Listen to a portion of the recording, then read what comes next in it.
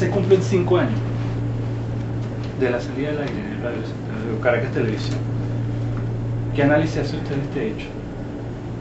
Pero puso en evidencia que vivimos una dictadura, puso en evidencia la intolerancia del presidente Chávez, su falta de disposición al diálogo, su falta de disposición a escuchar críticas, su irrespeto por los poderes públicos. Marca una etapa de decadencia creciente de la libertad de expresión. Vemos cómo a raíz del cierre de RCTV se produce el cierre de 32 estaciones de radio, de 6 estaciones de televisión. Recientemente han seguido cerrando estaciones de radio, amenazas a periodistas, agresiones a periodistas, agresiones a medios, multas.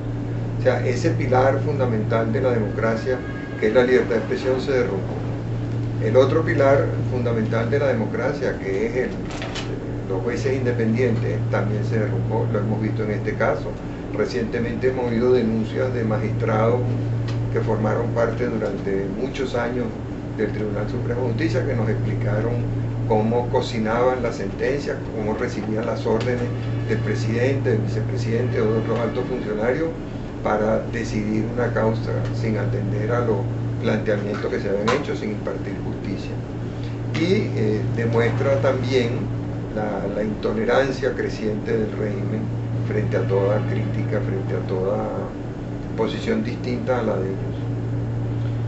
Haciendo un poco de historia, que el 26 de diciembre, Día de los Inocentes de 2006, en aquella larga cadena de Chávez vestido de militar, usó frases como: vayan preparando sus maletas, no habrá una nueva concesión para ese canal golpista, y apagando los equipos, pues, entre otras cosas que él enumeró ese día.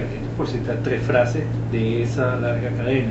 ¿Qué pasó por su mente en ese momento cuando usted vio esas imágenes en directo? No, yo las vi en directo. Me pareció insólito que el presidente de la República violara de manera tan flagrante la Constitución y violara de una manera tan contundente los derechos humanos.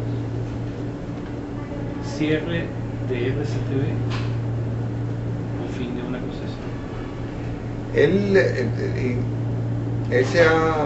ha incurrido en muchas contradicciones. Él ni cerró a Radio Caracas Televisión, ni acabó con la concesión de Radio Caracas Televisión, ni probó nunca que Radio Caracas Televisión, ni nadie que trabaje aquí haya sido golpista. Como el presidente en sus ofensas casi siempre es un espejo de su alma. Entonces él no puede omitir la referencia a golpista porque se ve a sí mismo y su tradición golpista.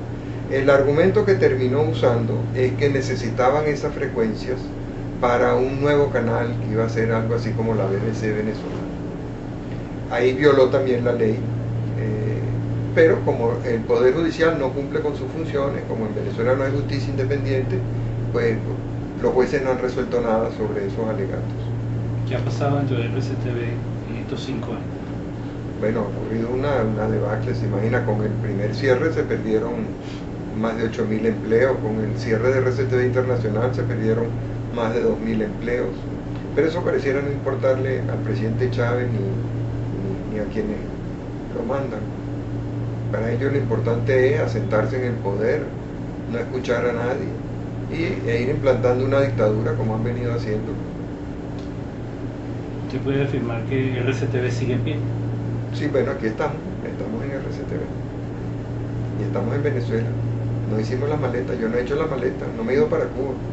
Luego de 5 años. Luego de 5 años, estoy aquí en Venezuela.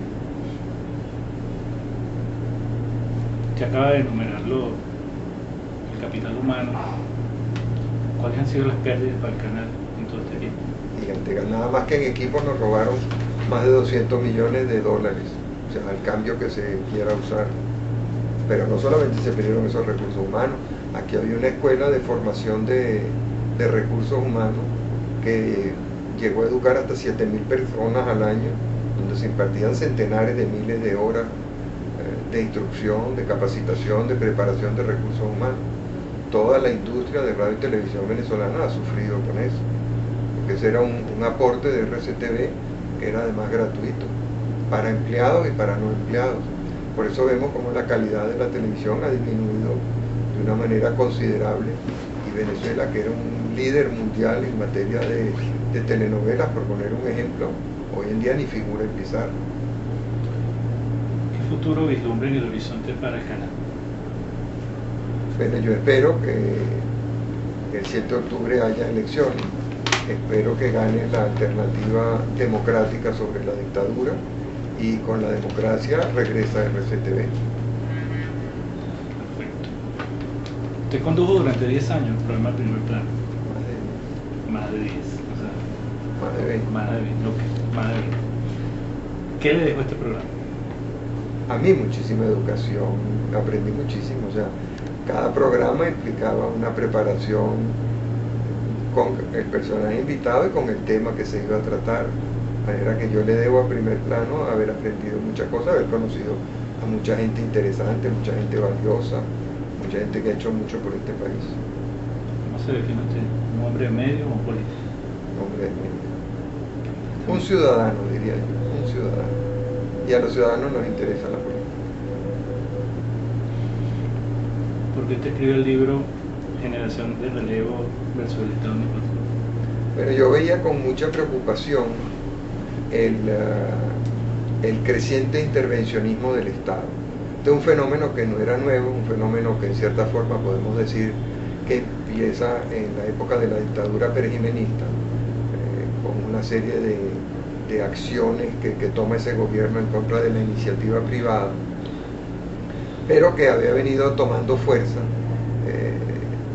sobre todo en los años 80, 70.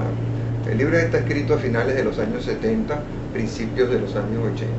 Yo veo con preocupación eso, el creciente intervencionismo del Estado, el fracaso del socialismo que venían practicando esos gobiernos, en la creciente influencia de los partidos políticos en la toma de decisiones que no eran de su competencia, hasta ese extremo que se comentaba que hasta las madrinas de los equipos de béisbol eran seleccionadas por partidos.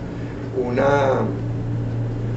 incremento preocupante en la corrupción, se formulaban acusaciones que luego no se materializaban, y mientras todo esto ocurría, eso que yo definí como el Estado omnipotente, que era el intervencionismo creciente, el presidencialismo, el partidismo, el populismo, ocurría un bloqueo generacional. O sea, veíamos cómo dentro de los partidos políticos se le iba cerrando el paso a las nuevas generaciones. O sea, Venezuela tiene una generación importante que tenía mucho que aportar, sobre todo en ese momento, la generación llamada del 58. Y vemos el bloqueo de los partidos, la lucha interna dentro de Acción Democrática, y el bloqueo a los relevos, la lucha interna dentro de COPEI y el bloqueo a los relevos. O sea, el pleito del presidente Betancur con el presidente Pérez con el presidente Lucinchi, y el pleito del presidente Caldera con Eduardo Fernández, las diferencias de opinión entre el presidente Caldera y el presidente Herrera.